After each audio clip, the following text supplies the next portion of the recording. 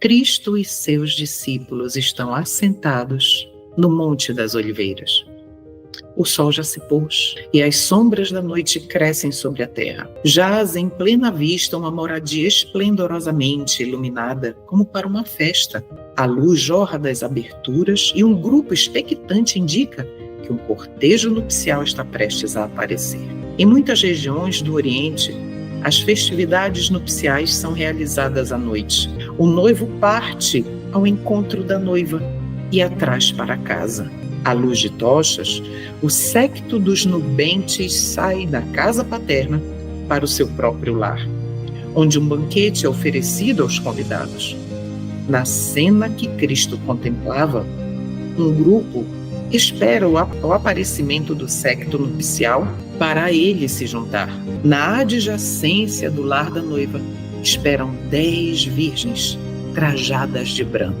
Todas levam uma lâmpada acesa e um frasco de óleo. Todas aguardam ansiosamente a aparição do esposo. Há, porém, uma tardança. Quantas vezes eu e você já não estudamos a parábola das 10 virgens, não é mesmo?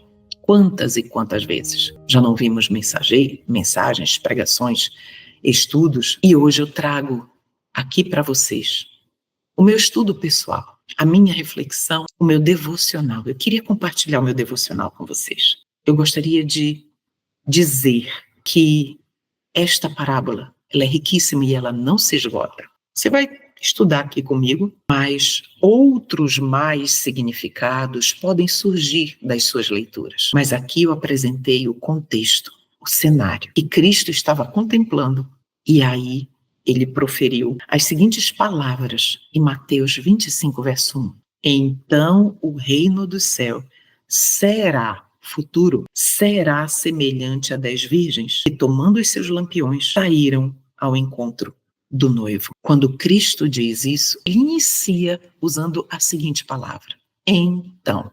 Então é um conectivo na língua portuguesa. E este conectivo indica uma sequência de tempo, de ações. E algo foi dito antes, dito, e aí vem a conclusão. Então, o reino do céu será. E este será está no tempo futuro. Então não era uma parábola para os dias de Cristo. Era uma parábola para os derradeiros dias. Era uma parábola que descreve o que estaria acontecendo em termos principalmente espirituais nos derradeiros dias que antecedem o retorno do Salvador. Mas se começa com um então, quer dizer que algo estava acontecendo antes, não é verdade? A versão da Bíblia que eu vou estar usando é a versão King James fiel. Então eu queria convidar, não para ler todo o capítulo 24, mas nós sabemos que no capítulo 24 o Senhor Jesus Cristo nos descreve todos os acontecimentos do mundo, no mundo físico, no mundo social, no mundo natural, no mundo espiritual. Nós vamos ler apenas alguns dos últimos versos, que são, digamos assim, o fechamento de Mateus 24, para nós entendermos o que o Senhor Jesus Cristo quer nos dizer. Por favor, abre Mateus 24, verso 42, em que o Senhor Jesus Cristo faz um alerta para nós. Ele diz o seguinte: vigiai, portanto, porque não sabeis a que hora há de vir o vosso Senhor. Vigiai. Cristo está finalizando esta narrativa que no cânon bíblico foi organizada como um capítulo 24, porque na verdade, no original não existia essa divisão em capítulos. É um texto único, corrido, é uma narrativa só. Aí pule para o verso 4, do 44. Por isso estai vós prontos também, porque a hora que não pensais o Filho do Homem virá. Quem é, pois, verso 45, o servo fiel e prudente, a quem seu Senhor fez governante sobre sua casa, mordomo de todas as coisas, para dar-lhe sustento na devida estação? 46. Bendito é aquele servo que o seu Senhor, quando vier, achar assim fazendo. Pule para o 48.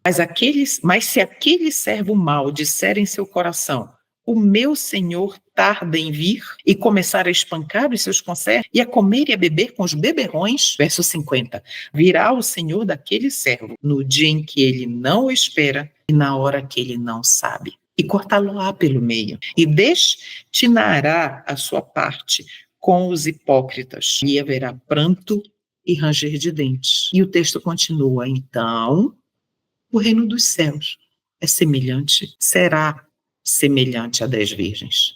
E aí vem o verso 1 que nós já lemos. Então, meus irmãos, essa parábola é para a igreja de Deus, o povo de Deus, que vive justamente antes da sua segunda vinda. Ou seja, esta parábola é para mim e para você. Vamos ler agora, já lemos o verso 1, vamos ler agora Mateus 25, dos versos 2 ao verso 5. Acompanhe na sua Bíblia. Verso 2. E 5 delas eram prudentes, e 5 eram insensatas. As que eram insensatas, tomando os seus lampiões, não levavam azeite consigo, informação importante. Verso 4. Mas as prudentes levaram azeite em suas vasilhas, com os seus lampiões. E o verso 5. E tardando o noivo, houve um período de tardança. E tardando o noivo, todas elas cochilaram e dormiram. E eu gostaria de te convidar, vai ser projetado aí na sua tela, te convidar a ler o comentário inspirado de Deus a respeito destes versos. E começa dizendo o seguinte: na parábola, todas as 10 virgens saíram ao encontro do esposo. Todas tinham lâmpadas e frascos. Por algum tempo, não se notava a diferença entre elas. Assim é com a igreja, que vive justamente antes da segunda vinda de Cristo. Este é o contexto, queridos. O Senhor Jesus Cristo está nos descrevendo o estado em que eu e você estaríamos nestes últimos dias que antecedem o encontro, o meu e o seu encontro com o Salvador. Vamos avante. Todos têm conhecimento das Escrituras. Todos ouviram a mensagem da proximidade da volta de Cristo e confiantemente o esperam. Como na parábola, porém, assim é agora. Há um tempo de espera. A fé é provada.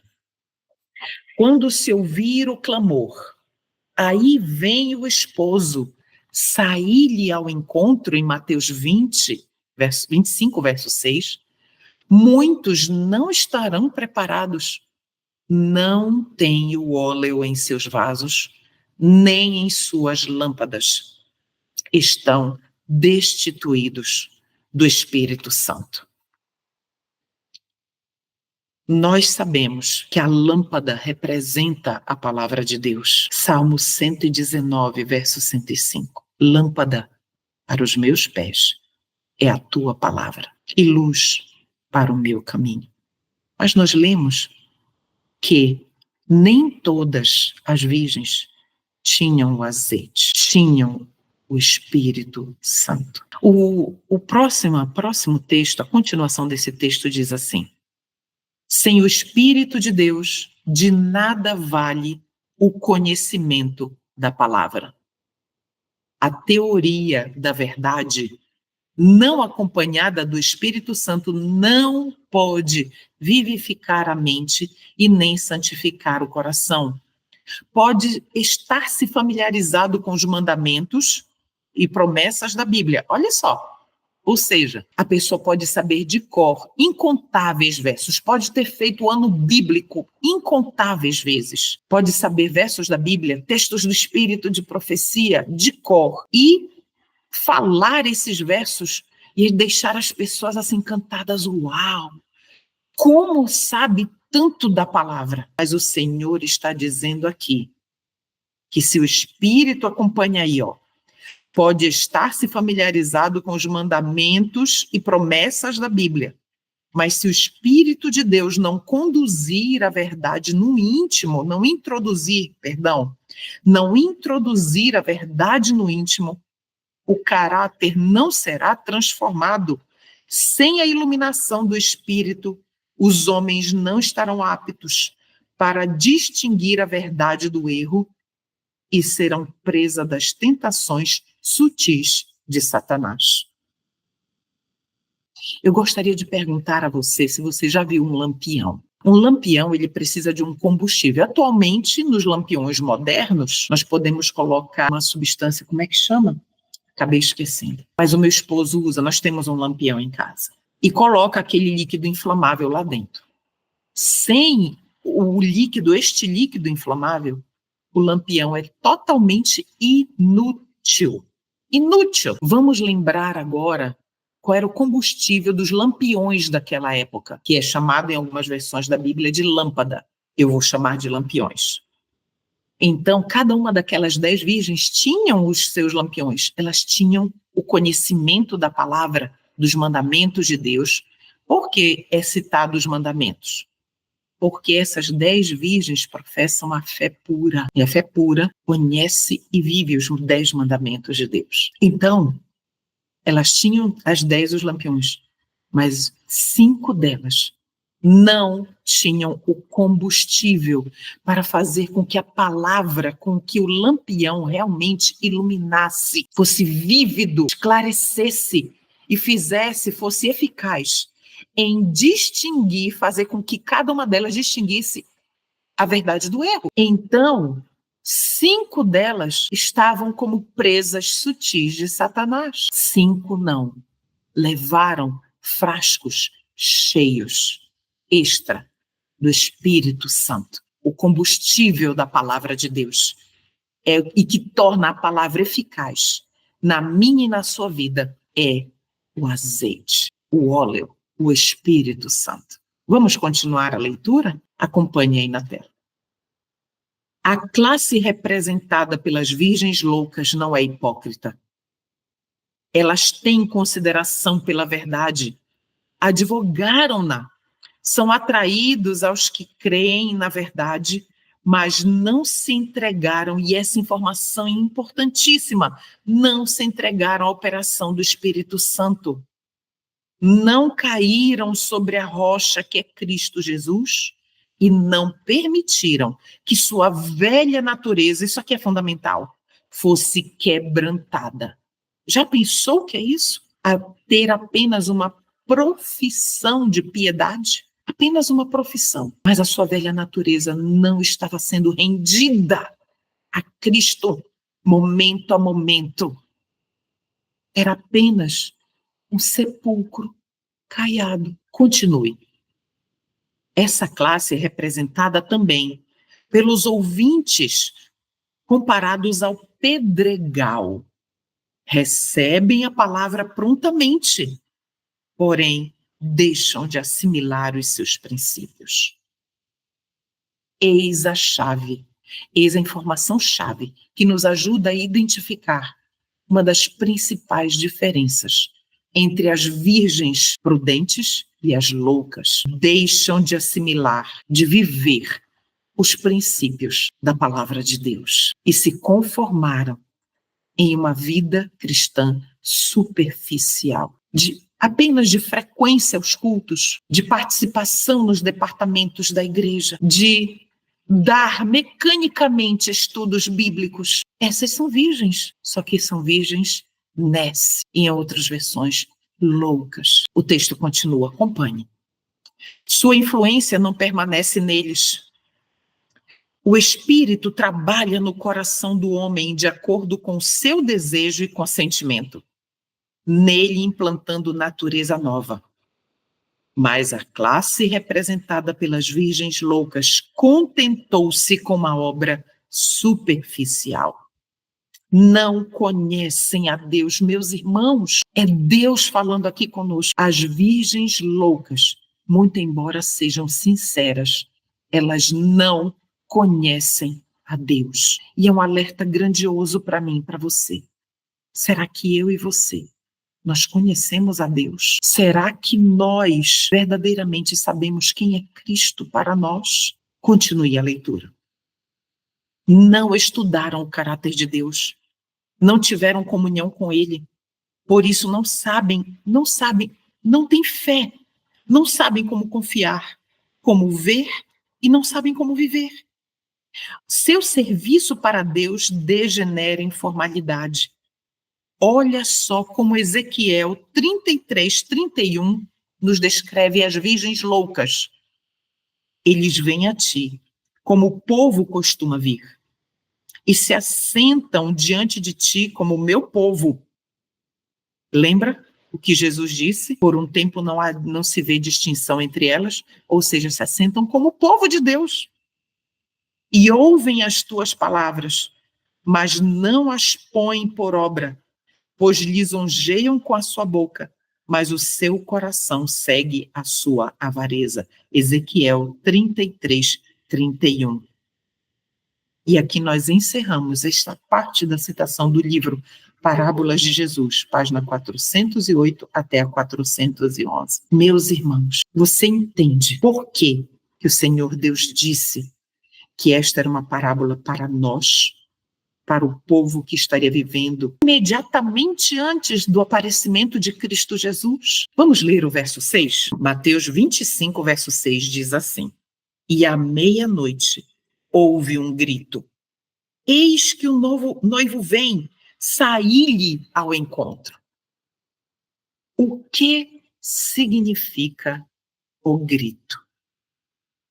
Então, meus irmãos, as 10 virgens, parábolas de Jesus, na página 412, diz o seguinte: as 10 virgens estão esperando na noite da história deste mundo. Nós estamos esperando a vinda de Cristo na noite da história desse mundo. Mas a meia-noite da história deste mundo, o que é a meia-noite? A meia-noite é o momento mais negro da história. É o momento em que as trevas espirituais, as trevas sociais, as trevas políticas, as trevas religiosas, elas estão mais negras, mais fortes, mais pesadas. Então, à meia-noite, neste contexto, ouve-se o grito: Eis que o noivo vem, saí-lhe ao encontro. O que significa o grito? Em alguns estudos que eu já fiz, alguns pregadores que eu já ouvi fazendo essa análise, foi dito que o grito representa o decreto dominical. Será que é? Sim, é possível. Eu não vou trazer nada fechado aqui, dizer o grito é isso. Mas nós estamos aqui no estudo, nós vamos meditar, estudar, analisar. Por que pode ser o decreto dominical? Porque o decreto é um evento específico e que vai levar muitas pessoas a uma tomada de decisão. Tudo bem? Só que para que eu e você tomemos uma decisão, é necessário uma vivência anterior. Perceba bem que quando vier o decreto dominical, logo após este decreto, virá uma pregação poderosa para chamar a uma tomada de decisão aqueles derradeiros, os da hora décima, que ainda não tinham tomado uma decisão por Cristo ou contra ele, rejeitando-o. Mas pode ser o decreto? Sim. Mas eu quero fazer uma outra análise aqui com você, que é o que tem ardido no meu coração. O verso 6 de Mateus 25 diz assim, que à meia-noite ouve-se o grito. Na hora mais negra da história da Terra, ouve-se um grito. E eu entendo claramente, meus irmãos, que este grito ele foi dado, primeiramente, em 1888. A serva do Senhor disse que quando nós entendêssemos, começássemos a entender a mensagem da justiça de Cristo, imputada a mim e a você pela fé, unicamente pela fé, quando nós começássemos a entender, nós leríamos a palavra de Deus de uma forma nova, encantadora, inspiradora e totalmente diferente. E eu estava fazendo a minha leitura do capítulo 25, não, de Mateus. Eu vou lendo no meu ritmo, sem pressa. E quando eu cheguei na leitura de Mateus 25, do capítulo 25, eu disse, Senhor, eu entendo agora desta forma. E eu disse, eu preciso compartilhar este meu pensamento, que eu não estou colocando como regra, mas como possibilidade, uma possibilidade para mim muito forte. Em 1888, o grito foi dado pela primeira vez. E este grito, ele disse o seguinte: eis que Cristo, o divino Redentor, ele pode, vivendo em você pela fé, ele tem poder para vencer pecados em você, na sua vida. E essa mensagem foi trazida por 3 mensageiros. E nós estamos aqui falando da hora mais negra. E eu queria analisar brevemente com você o contexto de meia-noite que também estava ocorrendo naquela época. Então, meus irmãos, a notícia do decreto dominical, ela não é um chamado a um despertamento. Ela não é um chamado a uma vida de santidade. Ela não é um chamado, o decreto não é, a promulgação do decreto dominical, não é um chamado para o preparo, para o selamento e para o encontro com Cristo. Mas é algo que sacode a nossa vida e diz, e agora, o que temos que fazer, não é verdade? Muito bem. Mas a outra possibilidade é que esse grito tenha sido dado em 1888 e continuou sendo dado em anos subsequentes pelos 3 mensageiros. Em 1888 estava tudo alinhado perfeitamente para que Cristo voltasse, para que o povo estivesse se preparando para um brevíssimo encontro com Cristo. A Igreja Adventista do Sétimo Dia ela foi organizada como igreja em 1863. E neste mesmo ano foi fundada a NRA. O que é a NRA?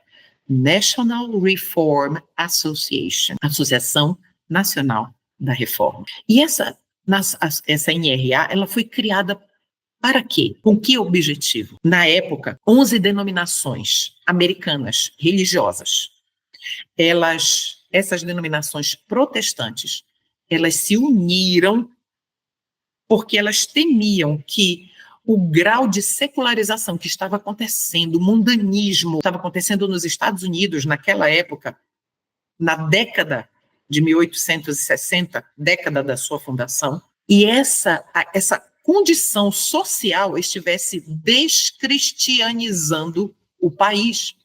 Então, essas 11 denominações, elas se uniram para preservar a moralidade nos Estados Unidos. Esta iniciativa, ela estava apoiando algumas coisas que talvez você, que esteja conectado aos acontecimentos mundiais, vai se familiarizar. Qual eram as premissas? Primeiro, ter um dia separado por lei para adoração. Essa era uma reivindicação da NRA. E a gente sabe, em dezembro de 1888, houve a tentativa da promulgação do decreto por lei, que era a Lei Blair, pelo senador Blair, em que esse dia seria decretado, o domingo como dia oficial por lei, como um dia de adoração. Mas a NRA também reivindicava outras coisas, como tendo este dia sendo o dia da família, o domingo, um dia de descanso, entende? Isso lembra você alguma coisa? Então, hoje, eu e você, nós vivemos o mesmo contexto daquela época. Nós vivemos na escuridão deste mundo, na meia-noite deste mundo. Eu não sei quantos de vocês acompanham, mas nós vemos sodomia praticamente à luz do dia. E está se intensificando cada vez mais. E a Bíblia chama esse período que nós estamos vivendo hoje de meia-noite. Meia-noite. Com a mesma situação de secularização, de moral, mundanidade, exatamente como nos dias antes do dilúvio. E tudo que foi predito está acontecendo. O grito, meus irmãos, também pode ser. Eu estou levantando esta possibilidade. Os encantos incomparáveis de Cristo, como disse a serva do Senhor, vindo na mensagem da justiça pela fé. Vamos ler onde Ellen White diz isso para mim, para você? Acompanhe aí na tela. Materiais de 88, página 348 e 349 diz assim: tem-me sido feita a pergunta: o que você acha da luz que esses homens estão apresentando? Ora, eu a tenho apresentado a vocês nos últimos 45 anos, os encantos incomparáveis de Cristo. É isso que tenho tentado apresentar à mente de vocês. Quando o irmão Wegener apresentou essas ideias em Minneapolis, foi o primeiro ensino claro sobre esse assunto que eu havia ouvido de quaisquer lábios humanos, exceto em conversas entre mim e meu esposo. Eu disse a mim mesma, é porque Deus me apresentou o assunto em visão que eu vejo tão claramente. E eles não o podem ver, porque nunca lhes foi apresentado como o foi a mim. E quando outro o apresentou, cada fibra do meu coração disse amém. Meus irmãos, esta é a mensagem que desperta as 10 virgens. É esta a mensagem que sacode as 10 do seu estado de sonolência e letargia espirituais. É esta mensagem que é a terceira mensagem angélica e que prepara o povo para o alto clamor do terceiro anjo e o recebimento da chuva serôdia. Então, meus irmãos, estejamos atentos aos encantos incomparáveis de Cristo, porque a semelhança daquela época, de 1888, o grito está sendo dado novamente, agora. Busque por si mesmo. Estude os encantos incomparáveis de Cristo. Vamos agora ver a análise do grito deste momento no livro Parábolas de Jesus. Acompanhe aí na tela. Nós percebemos que as prudentes despertam do sono. Todos os que esperam pelo noivo celestial são representados na parábola como adormecidos, porque seu Senhor atrasou a vinda. Contudo, os prudentes despertam com a mensagem de sua aproximação e respondem à mensagem. Seu discernimento espiritual não havia sido totalmente extinto e eles se uniram rapidamente ao cortejo. Ao apoderarem-se da graça de Cristo, sua experiência religiosa tornou-se vigorosa e abundante. Olha, analisa esse trecho comigo. Ao apoderarem-se da graça de Cristo, aqui está a mensagem do grito: desperta, ó tu que dormes, veja que é somente por Cristo que você pode viver plenamente à luz de toda a verdade. Então, vamos retomar. Ao apoderarem-se da graça de Cristo, Cristo em nós, sua experiência religiosa tornou-se vigorosa e abundante, e suas afeições foram estabelecidas nas coisas do alto.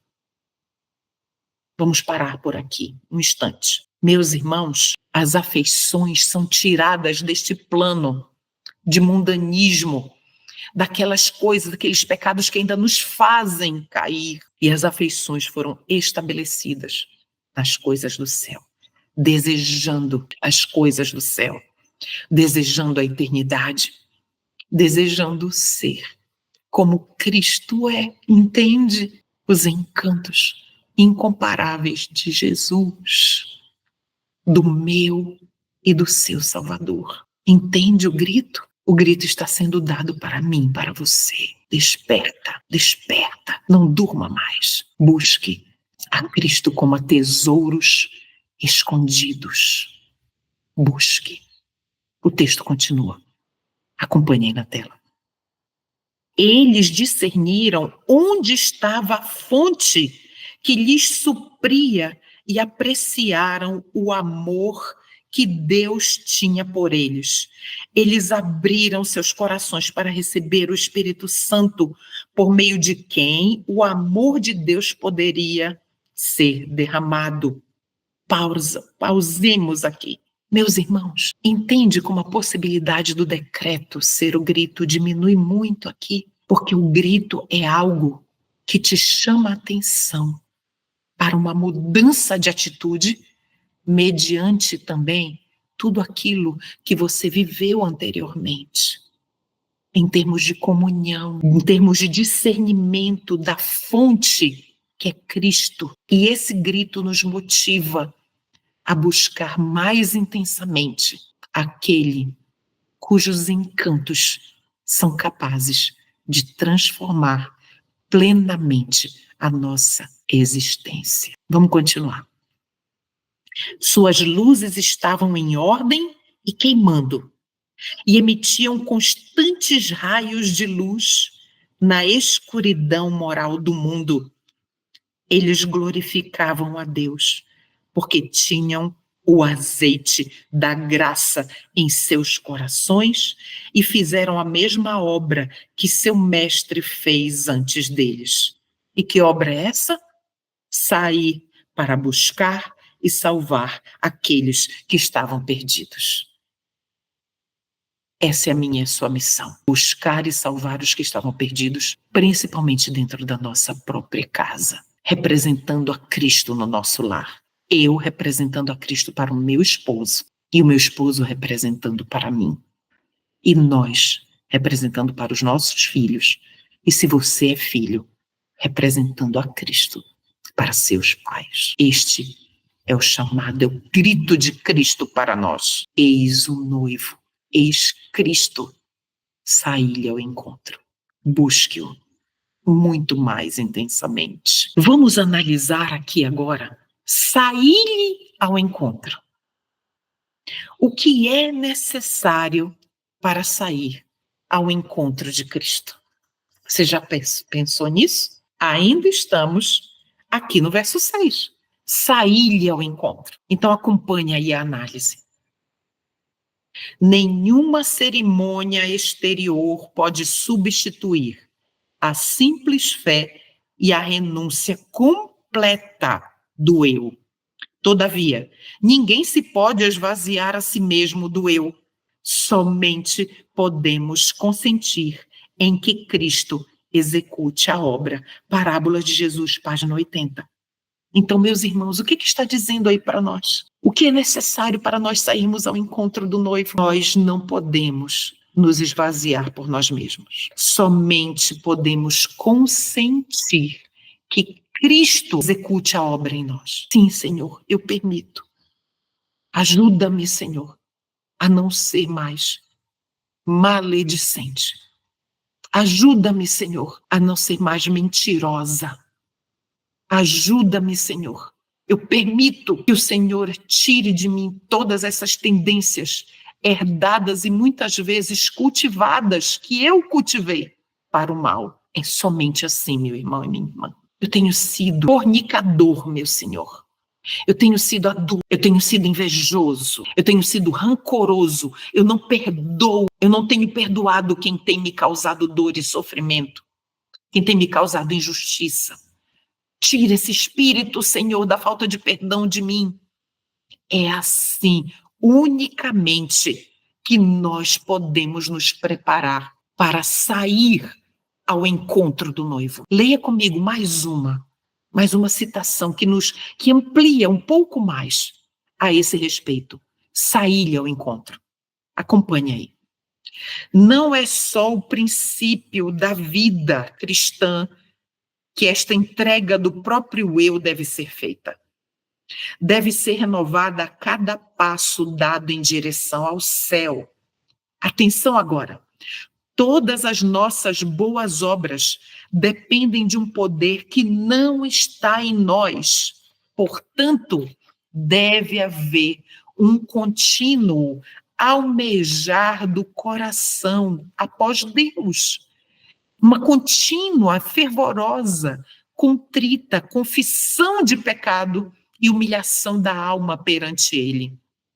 Só podemos caminhar com segurança por uma constante negação do próprio eu e confiança em Cristo. Consegue entender como nós podemos, a única forma de sair ao encontro do noivo é esta. Primeiro, o nosso coração precisa estar continuamente almejando Deus. Continuamente. Nós precisamos, de forma contínua também e fervorosa, confessar nossos pecados de forma contrita e humilhar nossa alma perante Cristo. Isto é, sair ao encontro do noivo. Nós só podemos, a citação diz que nós só podemos caminhar com segurança por meio de constante é segundo a segundo, por meio de constante negação do próprio eu e, para isso, confiar em Cristo. Isto é ser declarado justo por Ele. Você consegue compreender isso? Aqui nós temos toda a explicação do que é necessário sair ao encontro do noivo. Vamos ler agora o verso 7.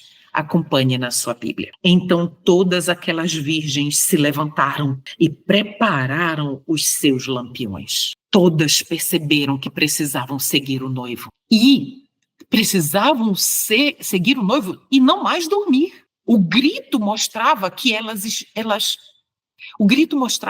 estavam dormindo, que elas haviam estado dormindo. Mas o grito mostrava também que elas não poderiam mais dormir. E aí vem o cortejo. O que é o cortejo? Você já havia parado para pensar no cortejo, no âmbito da parábola de Mateus 25? Vamos ler comigo? Acompanhe aí. Parábolas de Jesus, página 406, diz o seguinte: sonolentas despertam, de repente, e levantam-se. Veem o cortejo aproximando-se, resplandecente de tochas e festivo, com música, ouvem as vozes do esposo e da esposa. Parábolas de Jesus, página 406. Meus irmãos, alguns detalhes importantes dessa citação. Elas veem o cortejo, ou seja, o noivo vinha com pessoas despertas junto com ele. Elas veem um grupo de pessoas que não havia dormido e que estava acompanhando Cristo. Entende? Há aqueles, meus irmãos, que não dormiram e estão acompanhando o cortejo. E o verso diz: e prepararam seus lampiões. E aí eu pergunto, o que envolve preparar os lampiões? O que envolve? Nós vimos que um lampião sem azeite, sem combustível, sem o óleo, é inútil. Então, nós percebemos claramente que as prudentes tinham a lâmpada e tinham o azeite, o Espírito Santo. Vamos acompanhar a análise desse trecho, deste verso 7? Acompanhe. Os dois grupos de vigias representam as duas classes que professam estar à espera do seu Senhor. São chamadas virgens porque professam fé pura. As lâmpadas representam a palavra de Deus. Diz o salmista: lâmpada para os meus pés é a tua palavra e luz para os meus caminhos. O óleo é símbolo do Espírito Santo. Assim é representado o Espírito na profecia de Zacarias. Atenção, meus queridos, a esta profecia de Zacarias. Abre aspas para a profecia de Zacarias. Tornou o anjo que falava comigo, diz Zacarias, e me despertou, como a um homem que é despertado do seu sono, e me disse: que vês? E eu disse: olho, e eis um castiçal todo de ouro, e um vaso de azeite no cimo, com as suas 7 lâmpadas, e cada lâmpada posta no cimo tinha 7 canudos. O texto continua. E por cima dele, 2 oliveiras, uma à direita do vaso de azeite e outra à sua esquerda. E falei e disse ao anjo que falava comigo, dizendo: Senhor meu, o que é isto? E respondeu e me falou, dizendo: não por força, nem por violência, mas pelo meu espírito, diz o Senhor dos Exércitos. E falando-lhe outra vez, disse: que são aqueles 2 raminhos de oliveira que estão junto aos 2 tubos de ouro e que vertem de si ouro? Então ele disse: estes são os 2 ungidos que estão diante do Senhor de toda a terra. Eu vou parar por aqui para a gente prosseguir depois. Meus irmãos, estes 2 ungidos, a serva do Senhor nos esclarece que são o Antigo e o Novo Testamento.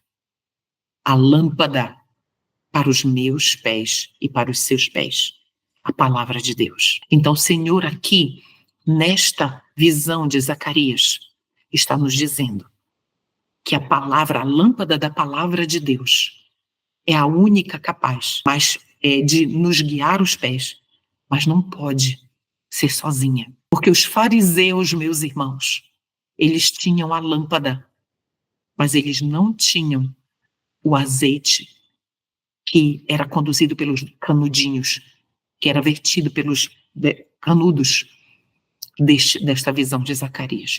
Eles não tinham. E é muito fácil ser fariseu hoje em dia também. Como disse no início, recitar incontáveis versos bíblicos, mas totalmente destituído do Espírito, que é o azeite. Vamos avançar?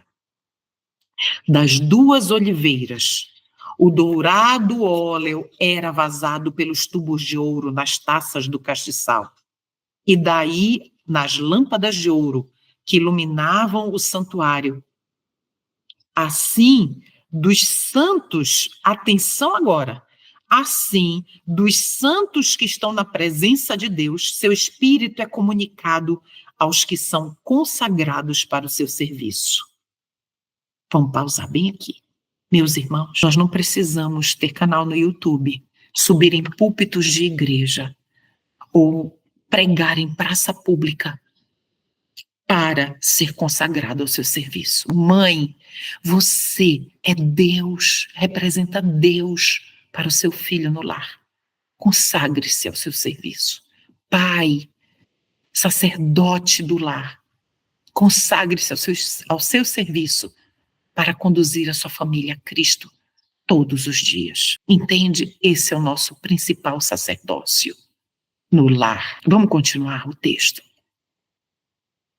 A missão dos 2 ungidos é comunicar ao povo de Deus aquela graça celestial que somente pode fazer de sua palavra uma lâmpada para os pés e uma luz para o caminho.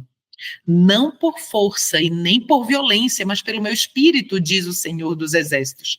Zacarias 4:6. Ou seja, meus irmãos, ou seja, no nosso lar, e eu vou sempre bater nesta tecla, no nosso lar nós não podemos forçar nenhum membro da nossa família a tomar uma decisão por Cristo.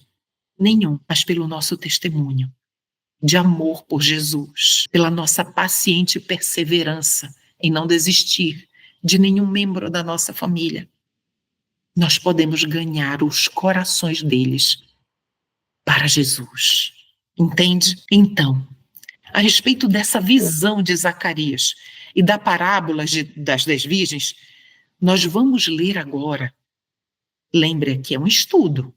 Não termina rapidamente não, porque nós vamos analisando pedacinho por pedacinho. Então vamos agora unir esta visão de Zacarias, do capítulo 4 de Zacarias, e vamos unir a parábola, essa visão, a parábola das 10 virgens, e vamos ver o que o Senhor Deus nos fala a esse respeito no manuscrito 140 de 1901. Acompanhe aí na tela. Todos nós precisamos estudar como nunca antes, a parábola das 10 virgens. 5 delas eram sábias e 5 eram tolas. As sábias levaram azeite em seus vasos com suas lâmpadas. Agora atenção, este é o azeite sagrado representado em Zacarias. Este texto que nós acabamos de ler de Zacarias. Essa representação é da maior consequência para aqueles que afirmam conhecer a verdade. Mas se não praticamos a verdade, não recebemos o azeite sagrado, que os 2 canos dourados escorrem de si. O azeite é recebido em vasos preparados para ele. É o Espírito Santo no coração que opera por amor e purifica a alma. Vamos pausar. O texto continua, mas vamos pausar aqui. Você consegue entender como Deus nos deixou luz para tudo? Consegue relacionar a Zacarias capítulo 4? Claramente agora a parábola das 10 virgens, que se o azeite do Espírito não for transmitido, não for buscado dia a dia, nas madrugadas, principalmente na hora silenciosa, se não for buscado o azeite nas madrugadas, e a cada momento, por meio da nossa rendição do coração, rendição do nosso eu ao maligno, e que esse eu morra momento a momento. Se nós não fizermos isso, o azeite não vai ser recebido no coração. Vamos continuar. Satanás está trabalhando com todo o seu poder infernal para apagar a luz que deve queimar intensamente na alma e brilhar em boas obras.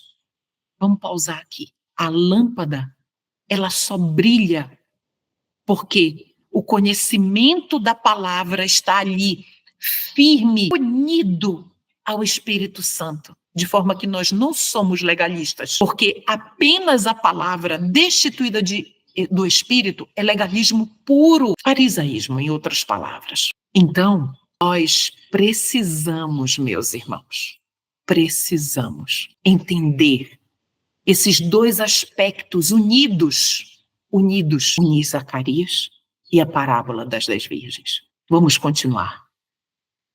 As palavras de Deus para Zacarias mostram de onde vem o santo azeite de ouro e sua luz brilhante que o Senhor acende nas câmaras da alma, ilumina o mundo por meio de boas obras. Atenção aqui, meus irmãos. Testemunho, aquela chama que brilha das lâmpadas das virgens, nada mais é, meus irmãos, do que um testemunho fiel e coerente de uma vida transformada por Cristo. Vamos continuar. Satanás trabalhará para apagar a luz que Deus tem para cada pessoa, lançando sua sombra pelo caminho para interceptar todos os raios de luz celestial. Ele, Satanás, sabe que seu tempo é curto. Continuando. O povo de Deus deve se apegar a ele, a Deus, do contrário, perderão o rumo. Se eles apreciam traços de caráter hereditários e cultivados que desvirtuam a Cristo, enquanto dizem ser seus discípulos, olha que grave, eles são representados pelo homem que vem ao banquete do Evangelho sem usar as vestes das bodas e pelas virgens tolas, que não tinham óleo em seus vasos com suas lâmpadas. Devemos nos apegar àquilo que Deus declara ser verdade, embora o mundo inteiro possa estar contra ela. Embora o mundo esteja dizendo que é por aqui, nós somos chamados por Deus a irmos na contramão. Não, não é isso que o meu Senhor diz na sua santa palavra. Então, queridos, se nós, olha o que Deus disse para nós, se nós temos apreciado e cultivado traços hereditários do nosso caráter, então, e que esses traços que desvirtuam a Cristo em nós, ao passo que também dizemos, não, eu sou discípulo de Cristo. Fazemos essas coisas e somos discípulos de Cristo. Professamos uma fé em Cristo. O Senhor diz que nós não temos, nós somos aquele homem do banquete que não estava usando as vestes nupciais e as virgens tolas. Vamos ler agora o verso 8. Acompanhe na sua Bíblia. E as insensatas disseram às prudentes, atenção, dai-nos do vosso azeite, porque os nossos lampiões estão se apagando. Dá-nos do vosso azeite. Ou seja, sabe o que elas estavam pedindo?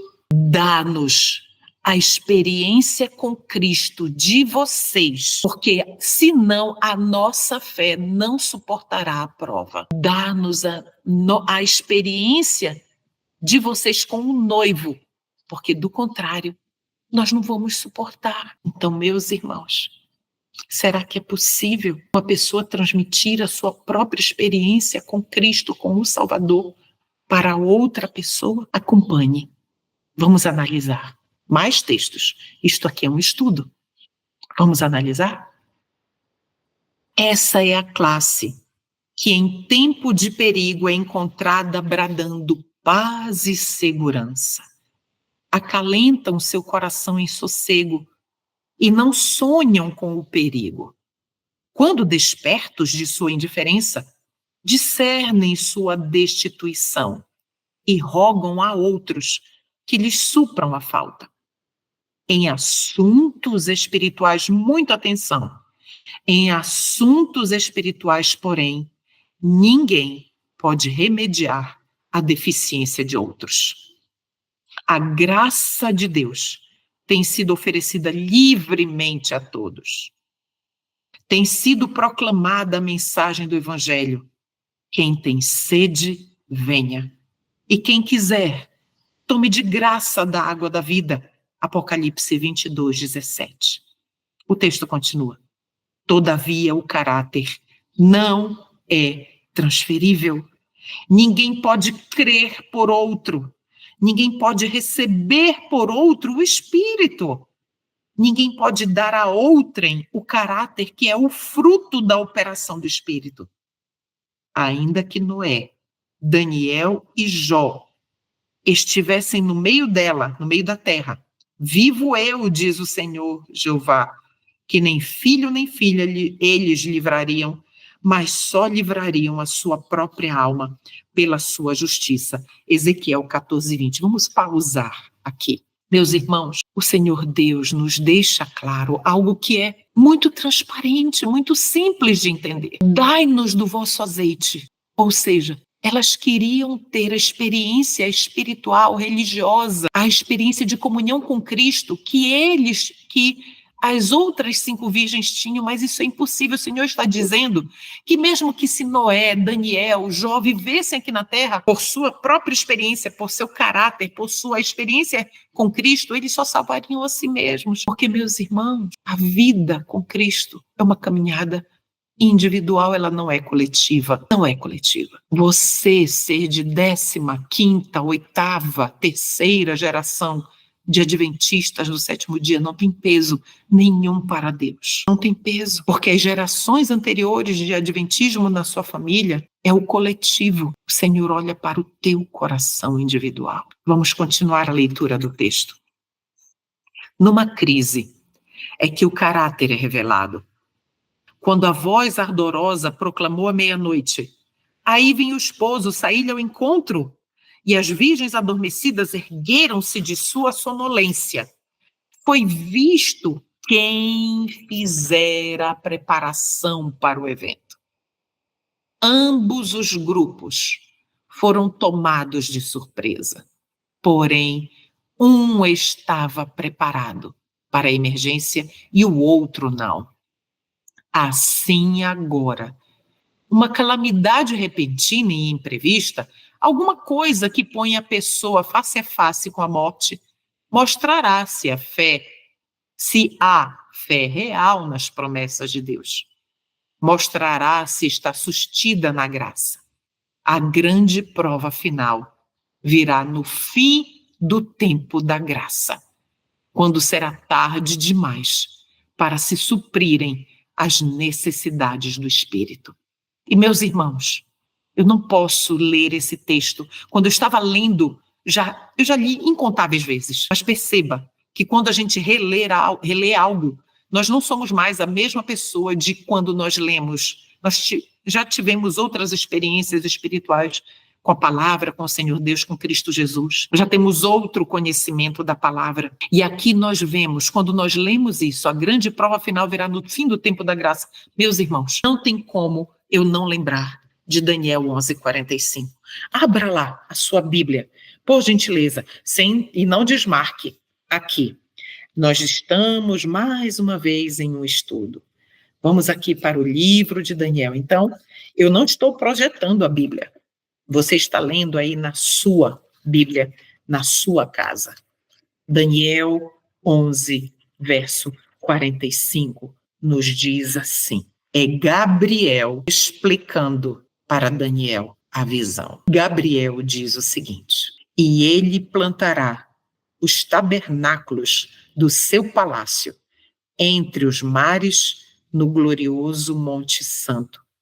Todavia, ele encontrará seu fim e ninguém o ajudará. Aqui está falando do rei do norte. Quando você tiver a oportunidade, estude sobre o fim do tempo da graça, que está entre Daniel 11:45, a destruição do rei do norte, que vem logo depois que se segue a esse acontecimento.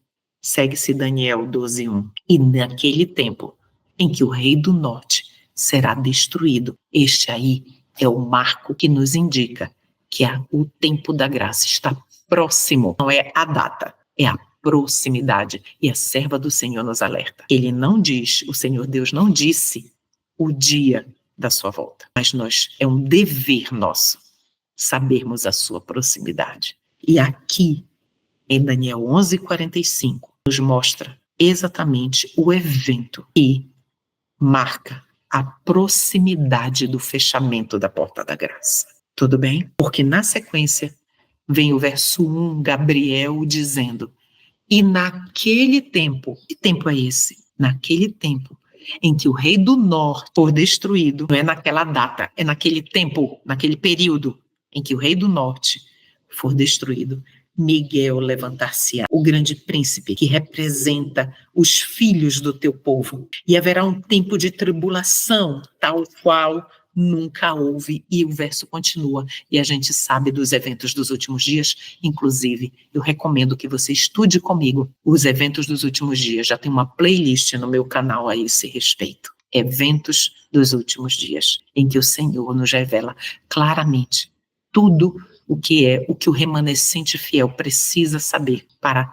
ser virgem, prudente, preparada, com azeite em suas lâmpadas. Então vamos continuar. Vamos ler agora o verso 9 de Mateus 25. Acompanhe na sua Bíblia. Mas as prudentes responderam dizendo, lembram que as loucas haviam, as virgens nécias ou imprudentes ou loucas, elas haviam dito, dai-nos do vosso azeite para que as nossas lâmpadas não se apaguem. Lembra disso? Aí elas respondem. Mas as prudentes responderam dizendo, não, para que não falte a nós e a vós, mas ide antes aos que vendem e comprai-o para vós. Meus irmãos, elas, as virgens prudentes, acreditavam, ao dizer isso, elas sinceramente acreditavam que ainda havia tempo para as loucas. Porque lembra que o Senhor não nos diz uma data, mas Ele nos diz um período de tempo em que Cristo viria. Então as prudentes acreditavam que ainda dava tempo delas se prepararem espiritualmente para o encontro com o noivo. E aqui elas dizem algo que me chamou muita atenção. Ide antes aos que vendem e comprai-o para vós. Comprar. Quem na Bíblia disse que nós precisávamos comprar algo? Você lembra? Apocalipse 3:18. Aconselho-te comprar de mim ouro refinado no fogo, para que tu sejas rico, e vestes brancas para que te vistas, e que a vergonha da tua nudez não apareça, e que unjas teus olhos com colírio, para que possas ver. O que é o colírio? O Espírito Santo. O que é? O que são as vestes? As vestes brancas, as vestes da justiça de Cristo, vestidas em nós depois e somente depois que nós confessamos os pecados, nos arrependemos, confessamos, abandonamos. Ele nos cobre com a sua justiça. E Deus não enxerga mais a Cleuma pecadora, enxerga Cristo na Cleuma. Você diz amém? Coloque o seu nome. É o que acontece com você. E o que é o ouro refinado no fogo? O ouro da fé e do amor. E que amor é esse? O amor de Cristo, que é o amor pronto a se sacrificar, inclusive por aqueles que nos causam sofrimento e dor. O amor pronto a se sacrificar. O maior está lá no maior discurso de Cristo. Meus irmãos, quando as virgens disseram: "Ide antes aos que vendem, comprai-o para vós", elas estavam dizendo que é somente em Cristo que nós podemos conseguir isso. Cristo nos diz: "Aconselho-te que de mim compre". Só podia ser comprado de Cristo. E há várias formas de que hoje, enquanto há graça, há várias formas em que eu e você podemos comprar de Deus aquilo que nós precisamos. Eu queria compartilhar aí na tela algo. Uma das formas que nós não podemos desprezar. Acompanhe aí a leitura. Os laodiceanos autossuficientes excluíram Jesus. Mundanismo, presunção, orgulho e indiferença há tanto tempo prendem as almas nas cadeias da incredulidade que agora, quando a voz é ouvida por meio de seus mensageiros, rebelião e teimosia de alma são adicionadas para aprofundar a culpa. Vou parar bem aqui. Uma das formas que nós, virgens, podemos comprar de Deus, de Cristo, aquilo que ele disse em Apocalipse 3,18, que nós precisamos comprar, é por meio dos mensageiros que o Senhor Deus envia. Vamos continuar o texto. Vestido com suas vestes inúteis de justiça própria, eles se sentem insultados quando lhes dizem que estão nus. A voz do Salvador, então, é ouvida o seguinte: eis que por meio de meus mensageiros designados estou à porta e bato. Irás permiti-lo entrar? Isso está na carta que Ellen White escreveu para o pastor Stephen Haskell.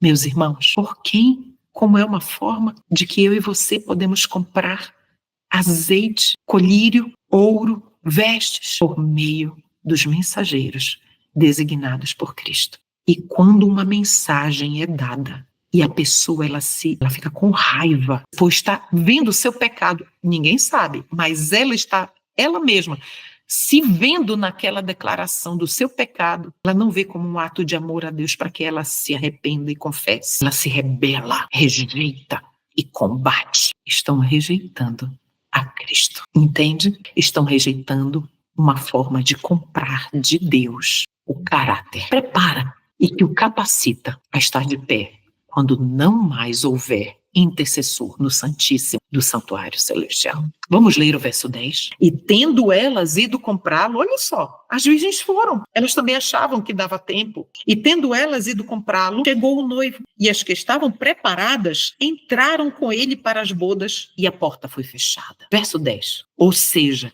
e tendo elas ido buscar ter a experiência vital com Cristo, que elas haviam negligenciado, que elas haviam mantido apenas uma aparência de piedade, só que não havia mais tempo. Elas não conheciam verdadeiramente o Senhor. Meus irmãos, todos nós, sem exceção, recebemos uma medida do Espírito Santo. Todos, sem exceção.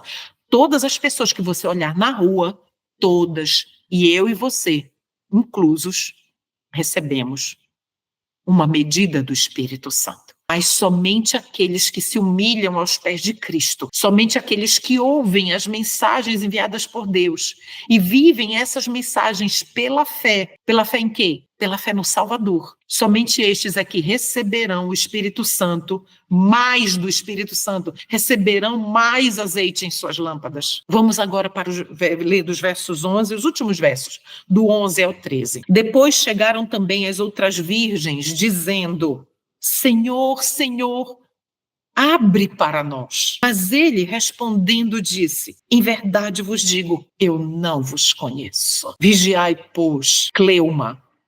Coloque o seu nome agora. Vigiai, pois, Cleuma, porque não sabeis o dia nem a hora em que o Filho do Homem há de vir. Vamos ler o que a inspiração nos diz a respeito destes últimos versos, principalmente deste: não vos conheço. Acompanhe. As palavras mais tristes que caíram em ouvidos mortais são aquelas da sentença: não vos conheço. Unicamente a comunhão do Espírito, que desprezastes, poderia unir-vos à multidão jubilosa que estará no banquete das bodas. Não podeis participar dessa cena. Sua luz incidiria sobre olhos cegos e sua melodia em ouvidos surdos.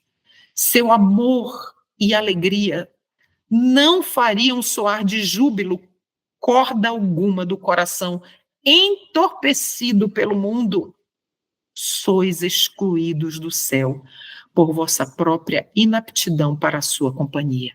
Então, meus irmãos, as escolhas pessoais que foram feitas ou que deixaram de ser feitas determinarão a exclusão das pessoas do céu. O texto continua.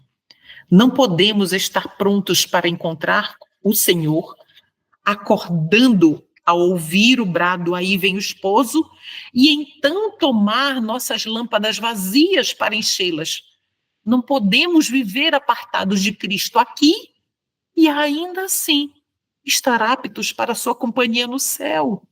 Na parábola, as virgens prudentes tinham óleo em seus vasos com as lâmpadas, os dois juntos. Suas lâmpadas arderam com chama contínua pela noite de vigília. Contribuíram para aumentar a iluminação em honra ao esposo.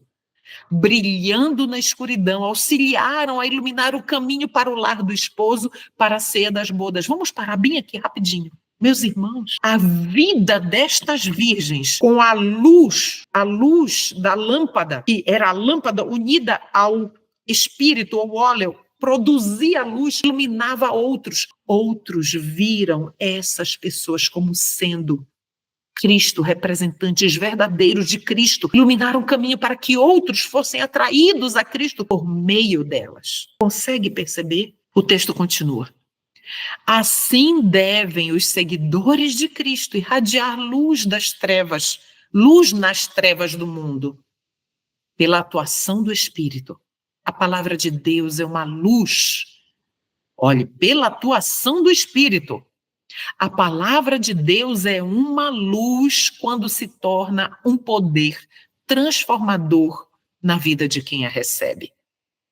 Implantando-lhes no coração os princípios de sua palavra, o Espírito Santo desenvolve nos homens os predicados de Deus. Olha só, atenção para esse trecho. Implantando-lhes no coração os princípios da sua palavra, é somente assim que o Espírito Santo desenvolve nos homens as características de Deus. A luz da glória de Deus, que é o seu caráter, deve refletir-se em seus seguidores.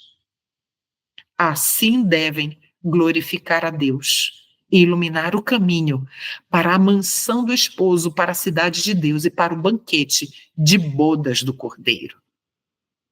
Entendem, meus irmãos? Existe um processo de rendição do eu contínuo para que essa luz possa realmente se efetivar na minha e na sua vida. É por isso que a mensagem da justiça de Cristo pela fé, a mensagem de que sim, é possível vencer pecados. A vitória sobre o pecado nada mais é do que a mensagem da justiça de Cristo. Não é uma mensagem legalista. É possível sim viver sem pecado, contanto que Cristo esteja vivendo em nós, em mim e em você, segundo a segunda. E como é que eu faço isso de forma prática? Na minha série de estudos em Romanos, que está lá no canal, eu falo muito sobre isso. Seria interessantíssimo que você acompanhasse e assistisse e estudasse. São estudos, não são pregações. Então lá eu explico claramente, eu vou resumir aqui. É preciso que nós nos humilhemos. É preciso que nós não nos consideremos nada, mas que Cristo é tudo em nós. É preciso que eu e você confessemos nominalmente cada um dos nossos pecados, e não de forma generalizada. Isso é glorificar a Deus e iluminar o caminho para a mansão do esposo. É isso que significa Cristo em mim. Vamos continuar o texto, estamos caminhando para o final. A vinda do esposo foi à meia-noite. A hora mais tenebrosa Assim, a vinda de Cristo será no período mais tenebroso da história deste mundo. E nós já estamos vivendo esse tempo. Os dias de Noé e de Ló ilustram a condição do mundo exatamente antes da vinda do Filho do Homem. Apontando para este tempo, declaram as Escrituras que Satanás trabalhará com todo o poder e sinais e prodígios de mentira.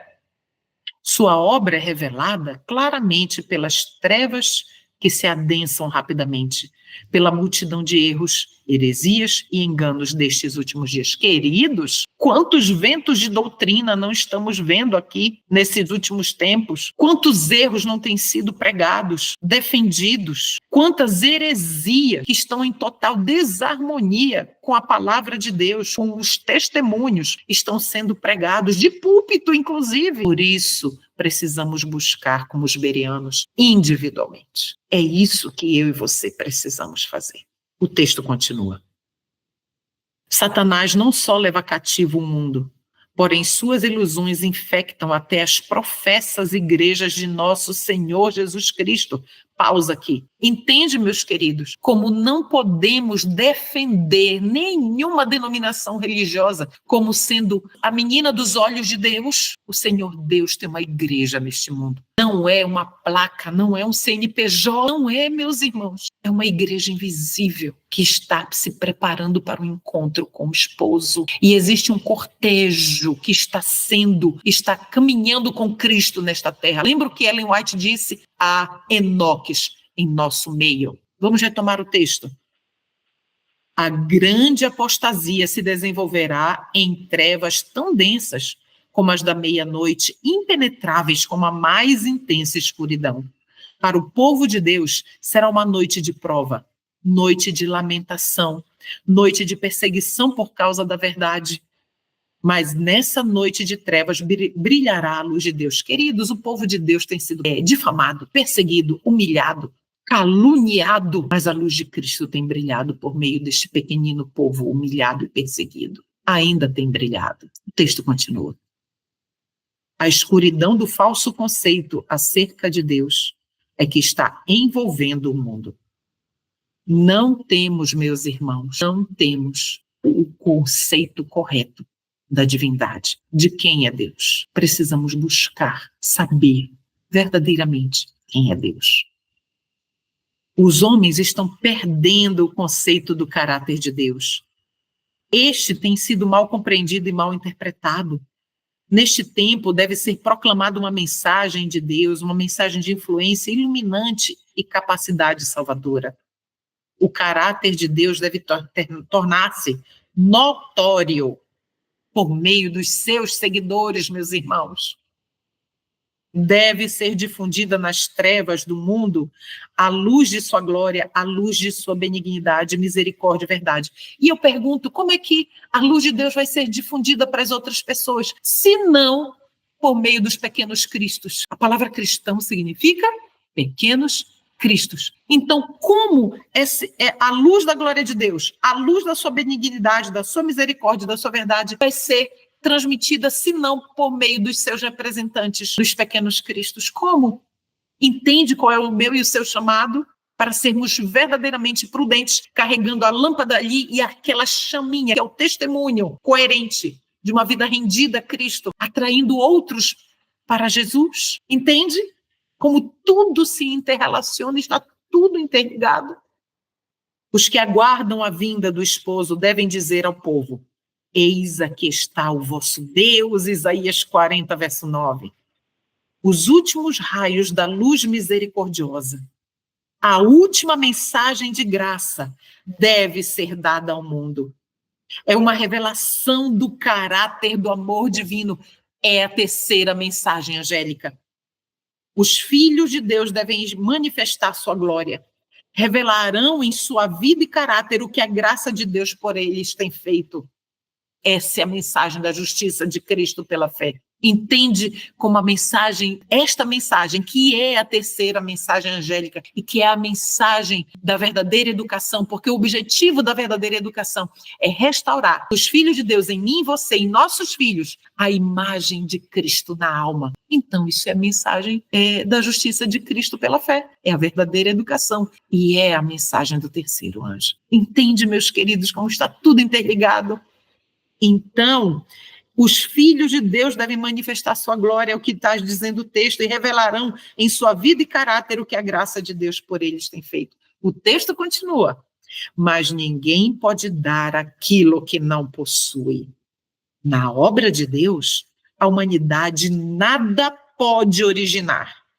Ninguém pode, por seus próprios esforços, tornar-se para Deus um portador de luz. O amor de Deus, continuamente transmitido ao homem, é que o habilita a comunicar luz. Então, o que habilita a mim e a você? O que nos habilita a comunicar a luz de Cristo? O amor de Deus, continuamente transmitido ao homem. Meus irmãos, o nosso chamado é elevadíssimo e é extremamente nobre e honroso representar Cristo nesta terra. Toda pessoa tem o privilégio de ser um conduto vivo, pelo qual Deus pode comunicar ao mundo os tesouros de sua graça, as insondáveis riquezas de Cristo. Você já imaginou esse privilégio, o privilégio desse chamado que Deus faz para mim e para você? Comunicar aos outros, a todas as pessoas, as insondáveis riquezas de Cristo. Meus irmãos, eu estou muito longe disso, estou muito longe, mas eu não desisto, porque eu não sou nada, nem ninguém sem o meu Salvador. E assim é com você, não é verdade? Vamos continuar o texto. Nada há que Cristo mais deseje do que agentes que representem ao mundo seu espírito e caráter. Não há nada de que o mundo mais necessite que da manifestação do amor do Salvador mediante a humanidade, mediante eu e você. Todo o céu está à espera de condutos pelos quais possa ser vertido o óleo santo para ser uma alegria e bênção para os corações humanos. A religião de Cristo significa mais que perdão de pecados. Significa remover nossos pecados e encher o vácuo com as graças do Espírito Santo. Significa iluminação divina e regozijo em Deus. Significa um coração despojado do próprio eu e abençoado pela presença de Cristo. Quando Cristo reina na alma, a pureza e libertação do pecado. A revelação da glória do Senhor na forma humana. Atenção, queridos, a revelação da glória do Senhor na forma humana trará o céu tão perto dos homens que a beleza que adorna o templo interior será vista em todos os que o Salvador habita. Cristo verdadeiramente em nós. Os homens serão cativados pela glória de um Cristo que vive em nós. Meus irmãos, olha o poder dessa mensagem para mim e para você. Que mensagem poderosa, Senhor Jesus. Os homens serão cativados pela glória, que é o caráter de um Cristo que vive em nós. É esse o seu desejo? É esse o seu desejo? Eu tenho um apelo para fazer para cada um de vocês. Acompanhe comigo aí na tela o que o Senhor Deus disse para cada um de nós em Lucas, capítulo 12, versos 35 a 38. Muita atenção. Vamos falar sobre a vigília da noite. Tá bom? Estejam cingidos os vossos lombos e acesas as vossas candeias. Está ou não está falando do simbolismo da parábola? E sede vós semelhantes aos homens que esperam seu Senhor, quando houver de voltar das bodas, para que, quando vier e bater, logo lhe abram. Bem-aventurados aqueles servos aos quais, quando o Senhor vier, achar vigiando. Em verdade vos digo que se cingirá e os fará sentar-se à mesa, e chegando-se, os servirá.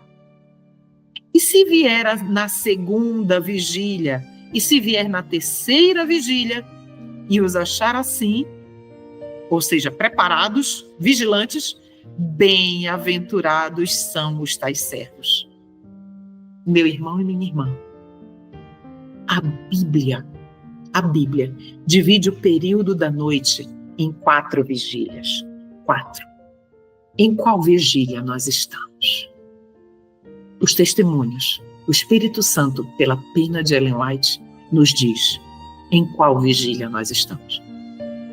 Leia comigo. Estamos na terceira vigília, esperando e vigiando o retorno do Mestre. Agora resta um pequeno período de vigília. Testemunhos para a Igreja, volume 2, página 192. Meus irmãos, das 4 vigílias da noite, da escuridão, lembra que as virgens estão esperando nas trevas desse mundo, na noite, na escuridão deste mundo? Nós estamos na terceira vigília. E o próprio texto nos diz que resta um pequeno tempo, período de vigília para que se cumpra e Cristo volte. Então, nós não podemos dormir. Estejam despertos, meus irmãos, porque falta muito. Que a graça e a paz de Jesus seja com cada um de vocês.